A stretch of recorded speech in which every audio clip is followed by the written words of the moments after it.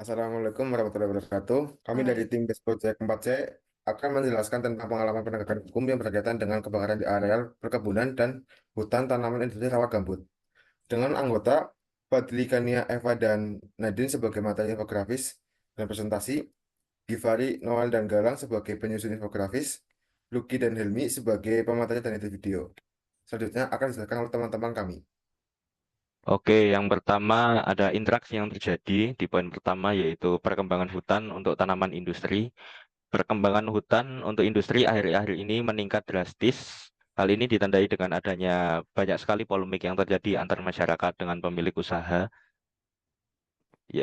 usaha tertentu ya. Meningkatnya kebutuhan hidup juga menjadi salah satu alasan hutan berubah menjadi tanaman industri. Untuk yang kedua yaitu kegiatan pembukaan lahan oleh masyarakat dengan penggunaan api. Penggunaan api oleh masyarakat untuk membuka lahan masih marak terjadi. Hal ini bisa disebabkan oleh beberapa faktor. Salah satunya adalah budaya turun-temurun dari leluhur kita dalam membuka lahan menggunakan api, karena cara ini dinilai sangat praktis, murah, dan efisien. Akan tetapi cara ini memiliki dampak yang cukup buruk untuk lingkungan sehingga mulai untuk ditinggalkan, tetapi untuk saat ini masih sering digunakan oleh masyarakat sekitar. Yang ketiga, di poin ketiga ada sebagian besar kebakaran hutan dan lahan di Provinsi Riau terjadi di lahan gambut. Ya, seperti yang kita tahu, lahan gambut itu adalah seresah yang terkumpul di air selama jutaan tahun ataupun mungkin lebih, yang mana itu belum terdekomposisi secara sempurna dan di bawahnya terdapat batu bara juga yang membuat hal itu menjadi sangat rawan terjadinya kebakaran saat musim kemarau. Meskipun pada saat musim penghujan api bisa dipadamkan, tetapi bara apinya yang ada di bawah eh, lahan gambut tersebut masih menyala walaupun sedikit, yang mana itu akan menjadi bencana pada musim kemarau selanjutnya karena akan membuat kebakaran hutan terjadi kembali. Demikian dari saya, mungkin bisa dilanjutkan lagi untuk materi selanjutnya. Kemudian saya akan menjelaskan faktor-faktornya. Faktor-faktornya itu ada dua, yaitu faktor abiotik dan faktor antropogenik. Saya akan menjelaskan faktor abiotik. Yang pertama itu ada tutupan lahan.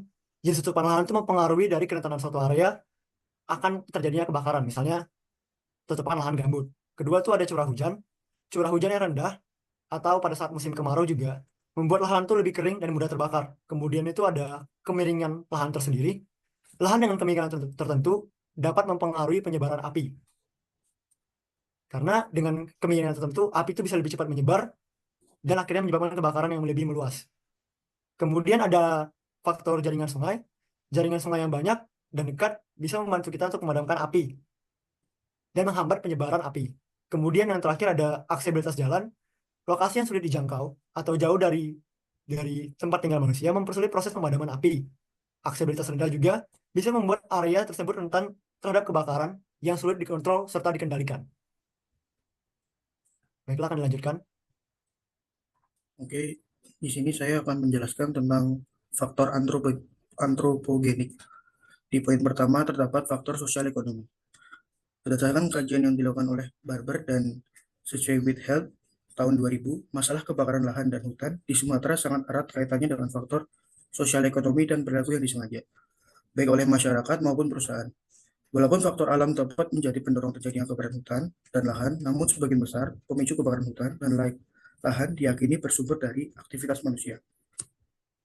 Dalam rangka efisien biaya, masyarakat dan para pelaku bisnis sering melakukan aktivitas pembersihan lahan atau land clearing. Yang poin kedua, faktor kebijakan dan alokasi ruang. Satu lagi faktor antropogen adalah ini. Yang pertama, Provinsi Riau belum memiliki rencana tata ruang wilayah atau RTRW yang definitif, baru disahkan pada tahun 2018. Yang kedua, tidak tegasnya pemerintah dalam menangani kawasan sebagai berikut. Kawasan sepadan sungai. Yang terakhir, IU PHHK HT atau HA yang telah keluar isinya tetapi tidak diusahakan. Selanjutnya,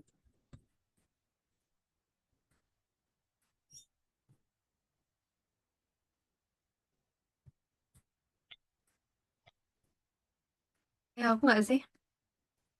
Ini.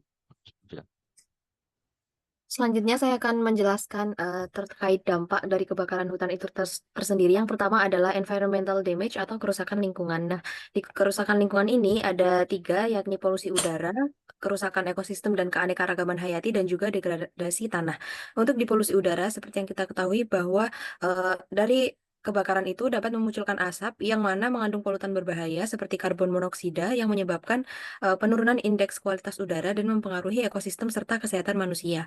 Kemudian yang kedua adalah kerusakan ekosistem. Itu juga dapat mengancam spesies yang ada di sana seperti orangutan Sumatera dan juga harimau Sumatera. Selanjutnya adalah degradasi tanah, yang mana pembakaran tanah itu secara langsung dapat menyebabkan penurunan kualitas tanah yang dikenal dengan istilah soil acidity dan soil erosion yang dapat mempengaruhi kemampuan tanah untuk mendukung pertumbuhan vegetasi di masa yang akan datang. Selanjutnya adalah dampak kesehatan. Ada gangguan pernafasan, penyakit infeksi, dan juga efek psikologis. Nah, di gangguan pernafasan ini, seperti yang kita ketahui bahwasannya kebakaran hutan ini dapat memicu penyakit seperti asma dan juga bronkitis.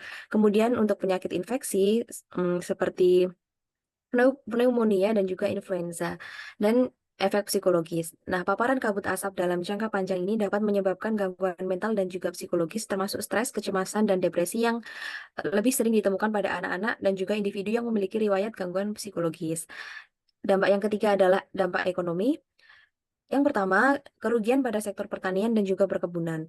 Nah, kebakaran yang terjadi di kawasan HTI seringkali merusak perkebunan kelapa sawit dan juga karet yang merupakan komoditas utama di Riau. Hal ini mengakibatkan kerugian finansial yang signifikan bagi petani dan juga perusahaan. Selanjutnya adalah kerugian terkait biaya penanggulangan. Biaya yang diperlukan untuk pemadaman api dan pemulihan kawasan yang terbakar sangatlah besar. Selanjutnya adalah gangguan pada sektor pariwisata. Polusi udara yang dihasilkan dari kebakaran juga dapat mempengaruhi sektor pariwisata yang mengakibatkan penurunan jumlah wisatawan baik domestik maupun internasional. Selanjutnya akan dijelaskan oleh saudari kami, Eva. Oke, baik. Melanjutkan dari yang sebelumnya, dampak dari kebakaran hutan tersebut adalah social impact atau dampak sosial, yaitu ada migrasi dan relokasi, dan juga ada ketegangan sosial, di mana migrasi itu akibat dari kebakaran banyak juga ribuan orang yang harus mengungsi dari rumah mereka untuk menghindari dampak asap yang berpotensi bagi kesehatan mereka. Setelah itu ada ketegangan sosial, yang mana ketegangan itu dapat terjadi antara masyarakat lokal dan perusahaan HTI, terutama pada perusahaan yang membuka lahan melalui pembakaran yang tidak terkendali. Dampak yang kelima yaitu adalah global climate change atau perubahan iklim global, yaitu tentang emisi gas rumah kaca atau greenhouse effect, di mana kebakaran hutan itu menghasilkan karbon dioksida dalam jumlah yang besar yang berkontribusi pada peningkatan emisi gas rumah kaca.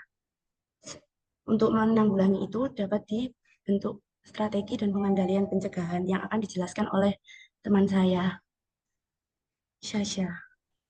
Baik, untuk strategi pencegahan dan pengendaliannya, yang pertama bisa dilakukan kebijakan pembukaan lahan tanpa bakar atau yang disebut zero burning, yaitu solusi yang harus ditetapkan dan dilaksanakan dengan peran serta pemerintah, baik pusat maupun daerah.